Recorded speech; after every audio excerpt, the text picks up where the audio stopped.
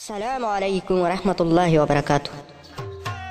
مینوالو نن به زه تاسو ته داسې کسان ښایم کوم چې د پښتنو رسم او رواج د ویډیو کلیپ په ذریعه په غلطه توګه خوروي. خو دې نه مخکې به زه تاسو ته دا یادونه وکړم تاسو زموږ چینل سبسکرایب کړئ. که ویډیو مو خوښه شوه نو لایک او شیر یې کړئ.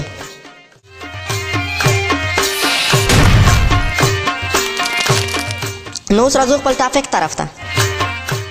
که تاسو وګورئ نو نن سبا په سوشل میډیا کې داسې کسان په نظر درشي چې په اول کې خو به بلکل تاسو هغوی فین جوړ کړي، خو چې د هغې کار لا وګورئ نو په ردو بدو ویلو باندې مجبور کړي. په داسې کسانو کې یو پښتون واینس په نوم باندې یو چینل په کوم باندې چې نن مونږ ډسکس کوو.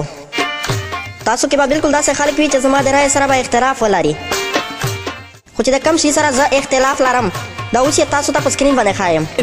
नहीं यार, तुम उसके साथ सुजुकी के मख्त सीट में बैठो, सही हो गया.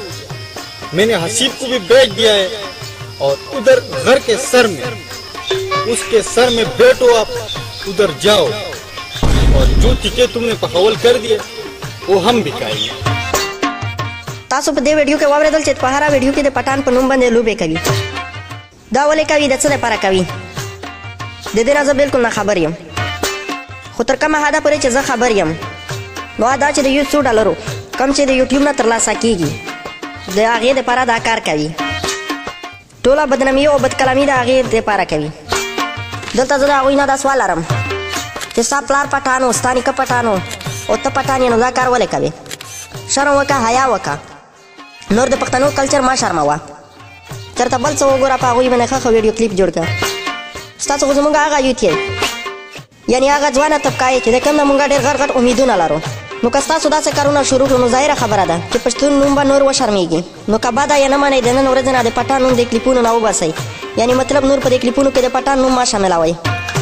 زموږ د ویډیو هرګز دا مقصد نه وي چې یا د چا زړه مات کړو یا څوک وځورو، بلکې هغه سمه لار ښودل دي په کوم کې چې زموږ تاسو مطلب ټولو پښتنو ته پیدا راسي. نو نن لپاره دومره بس وه، راتلونکې ویډیو پر مو په الله سپارم.